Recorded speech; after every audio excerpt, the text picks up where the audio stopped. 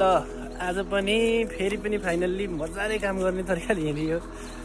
अब काम गर्न जानलाई के भन्ने ठाउँमा जान लाग्यो क्या हामी यहाँ माथि तल्ला र भन्ने रहेछ है। यो मजुवा फाँटदेखि थोरै मास्तिर पर्छ। यो पनि गलकोट नगरपालिका 6 नम्बरमा पर्ने ठाउँ हो है, वडा नम्बर 6 नम्बरमा। अनि उहाँको है हामीले दार काट्न जानु लागेको चाहिँ उहाँको त हजुरको नाम के अरे बुवा भन्नु त? भीमबहादुर बिक्का हो, भीमबहादुर बिक्का है उहाँको नाम चाहिँ त। आज उहाँको चाहिँ मजाले दार काटिन्छ मिठो तरिकाले। अनि यहाँ चाहिँ कुखुरा फार्म छ, यो पनि हाम्रो आफ्नै मान्छे आएर है जाँदैछौँ है। साथी आज फर्ममा के अरे काम गर्ने फर्म हो है, फर्ममा हो साथी। मेरो हेन्सम दाइ हो के अरे, हाँसो मरद छ। मेरो जे जस्तो भए पनि उहाँ चाहिँ मेरो सहारा है। अहिलेको लागि चाहिँ मिठो तरिकाले सहारा गर्नुहुन्छ क्या, काम हेल्प गर्नुभएको छ। उहाँलाई पनि धेरै धेरै सम्मान गर्न चाहन्छु मैले। अनि आज चाहिँ विशेष गरी काम गर्न लागेको चाहिँ हामीले घराइसी परिजनको लागि टक्क लगाएर यहाँ यसरी मेसिन लिएर हिँड्दै हुनुहुन्छ। बाटो चाहिँ यस्तै वन जङ्गल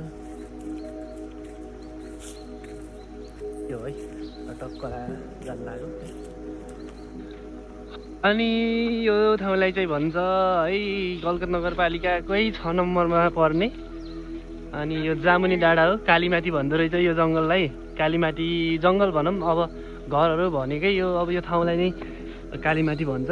अनि यहाँ चाहिँ टक्क लाएर है रुखहरू चाहिँ ठुला ठुला रुखहरू छन्। अनि फाइनल्ली भन्नुपर्दा होइन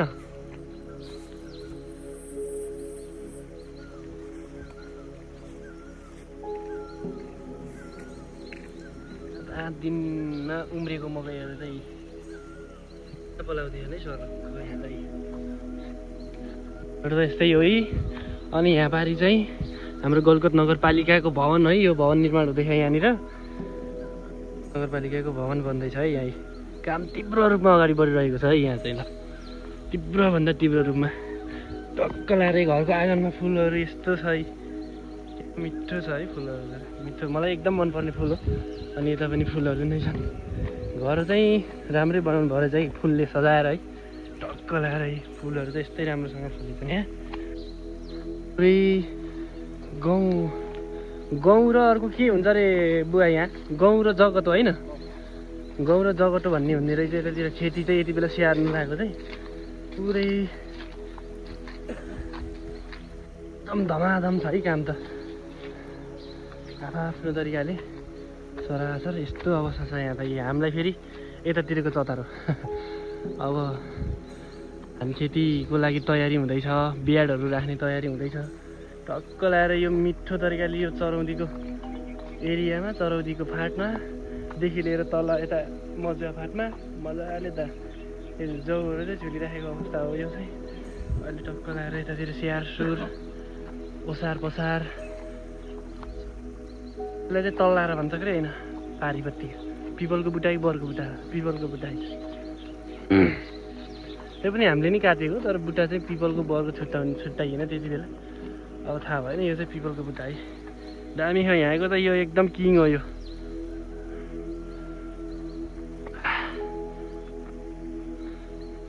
त काट्ने बुट्टा चाहिँ यही हो, यो चिलाउनेको बुट्टा। यो चाहिँ सर्लक्क लामो हो त्यहाँ माथिसम्म। यसको चाहिँ हामीले चाहिँ उस काट्ने रे, हाम्रो डलिन, त्यसपछि गएर डाँडाहरू के मिलाएर काट्नुपर्ने अवस्था हो। यो माथि यहाँसम्म छ है। यसलाई सर्लक्क लाएर मिठो तरिकाले काटिन्छ। बाँकी त्यो भिडियोमा देखाउनु पर्ला है। हजुरले खास यो केसको लागि काट्नु लाउनु भयो? यो बुट्टाको नाम के रे? यो बुट्टाको नाम चिलाउने होइन? यो चाहिँ खास तपाईँले के को लागि काट्नु लाउनु भयो? घरको 70। हो, घरको 70को लागि। अनि घर चाहिँ कहिले बनाउनुहुन्छ अब? अब यहाँ यो तुरुन्तै डार काटेर उहाँ पुगेपछि घर फाल्ने हो। ए हुन्छ हुन्छ ल, धन्यवाद छ बुवालाई।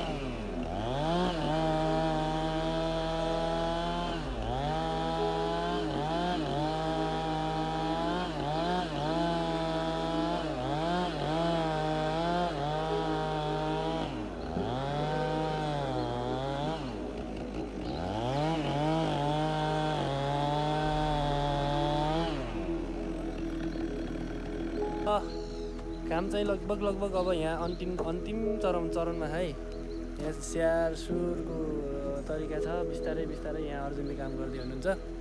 अनि विशेष गरी चाहिँ यहाँ पानी आयो क्या आज, मजा तरिकाले पानी आइदियो। पानी आएको भएर चाहिँ लास्टै गाह्रो भयो क्या काम गर्न, तर ठिक छ अब बिस्तारै भइरहेको काम। अनि पानीले डिस्टर्ब गर्यो, खाजासाजा खाइयो। अब चाहिँ लगभग अन्तिम चरणमा हो हामी चाहिँ। लगभग अहिले चाहिँ दिउँसोको 4:30 बज्यो। 4:30 बज्ने अवस्थामा चाहिँ लगभग अन्तिम चरणमा छौँ हामी चाहिँ काम गर्न चाहिँ। त्यही नै हो गाइस। यो है काटेको चाहिँ टक्क लाएर चिलाउनीको डार हो है। यो चाहिँ चिलाउनी हो, चिलाउनीको 70 यस्तो छ है। खतरा ल। यहाँ हामीले काम गरेको चाहिँ यस्तो छ त यार। त ल मिठो छ ल। यो चाहिँ घरको 70 भनिन्छ गाउँले भाषामा, र खास 70 दलिन हो यो चाहिँ है। घरको उसमा चाहिँ हाल्नुपर्ने हो, यो तलामा हाल्ने। र यो चाहिँ टक्क लाएर यो झ्याल अनि ढोकाको लागि चाहिँ चौकोस भन्ने चलन हो। झ्याल ढोकाको लागि चौकोस चाहिएको। कम्तीमा पनि यो चाहिँ 1 2 3 गरेर 6वटा छ यो चाहिँ। 6वटा यो चाहिँ लगभग 2टा ढोका 3टा ढोकाको लागि चाहिँ अलरेडी जस्तै हो। अनि यसको पनि अब सिस्टम हुन्छ। यो चाहिँ काम, यो चाहिँ त्यसको लागि चाहिँ हामीले अलरेडी काम चाहिँ पुरा गरिसक्यो है। अनि यतापट्टि चाहिँ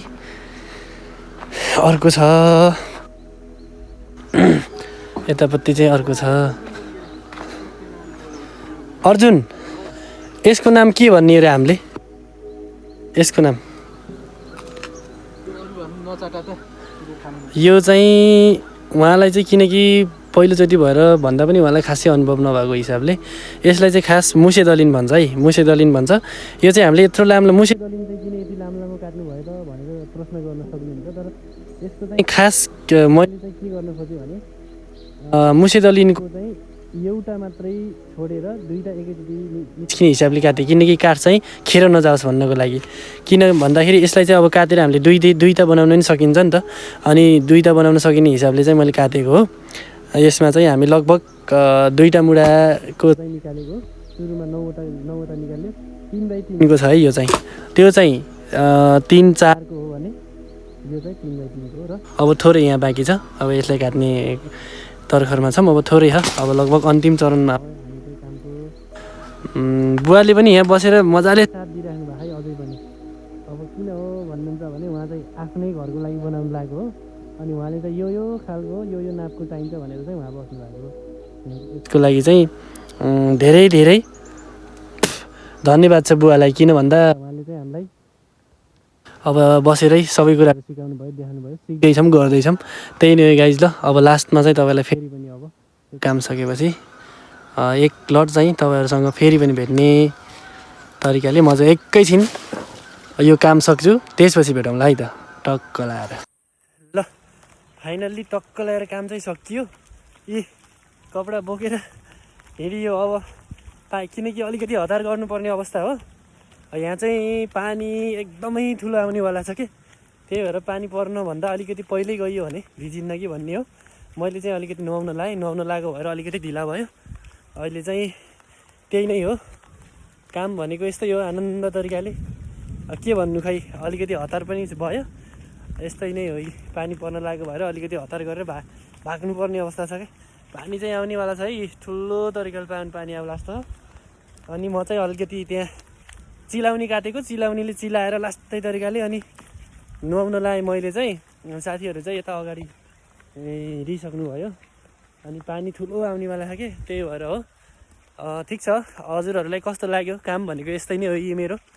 अनि कस्तो लाग्छ सल्लाह सुझाव र प्रतिक्रिया दिनु होला सबैजनाले। अनि अर्को भिडियोमा भेट्ने बाचा गर्दै हजुरहरूले सबैजनाहरू साथीहरू इष्टमित्र दाजुभाइ दिदीबहिनी अनि भद्र भलाद्मी सबैजनालाई अर्को भिडियोमा भेट्ने बाचा गर्दै अहिले चाहिँ यही भिडियोमा म अन्तिम गर्न चाहन्छु। धन्यवाद सबैजनालाई।